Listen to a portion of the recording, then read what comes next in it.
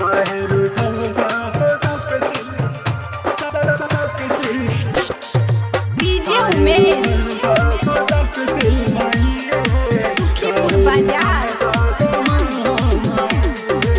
काहे रूठल छहे काली माई, काहे रूठल बाहे शक्ति माई, काहे रूठल छ तो काली माई है, काहे रूठल छ तो शक्ति माई है, काहे रूठल छ तो महामाई है, काहे रूठल छहे काली माई, काहे रूठल बाहे शक्ति माई, काहे रूठल छ तो काली माई है, काहे रूठल छ तो शक्ति माई है, काहे रूठल छ तो महामाई है।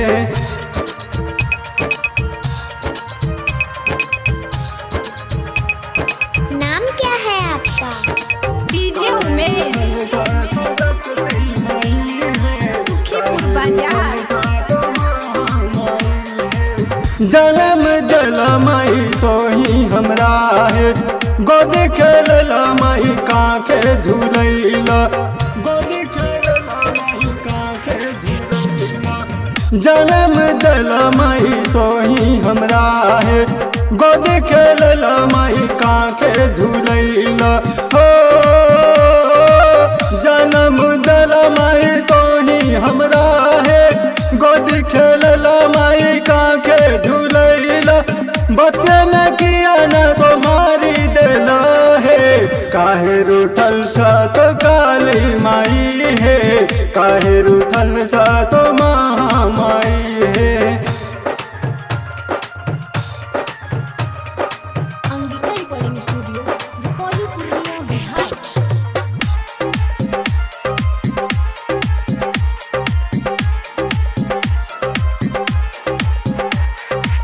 केकरो ही दिल माई बंगला गाड़ी है, केकरो ही दिल माई मोटर कार है, केकरो ही दिल माई मोटर कार है, केकरो ही दिल माई बंगला गाड़ी है, केकरो ही दिल माई मोटर कार है, केकरो ही दिल माई बंगला गाड़ी है, केकरो ही दिल माई मोटर गाड़ी है, हमरा तो चाहिए माई तोहरा से दया है, काहे रूठल छ तो काली मैया है, काहे रूठल छ तो महामाई है।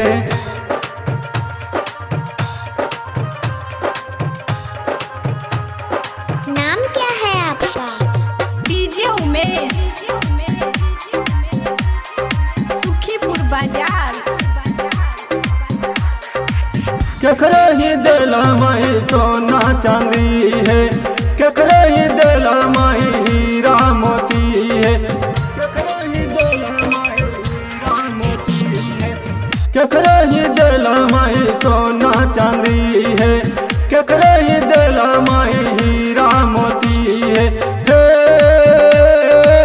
केकरो ही दिल माई सोना चांदी है, केकरो ही दिल माई हीरा मोती है, हमरा तो चाहे माई तोहरा से दया है, काहे रूठल छ तो काली मैया है, काहे रूठल छ तो काली मैया है, काहे रूठल छहे काली माई, काहे रूठल बाहे शक्ति माई, काहे रूठल छ तो काली माई है, काहे रूठल छ तो शक्ति माई है, काहे रूठल छ तो महामाई है, काहे रूठल छ तो शक्ति माई है, काहे रूठल छ तो महामाई है। Angika recording studio Rupauli Purnia Bihar.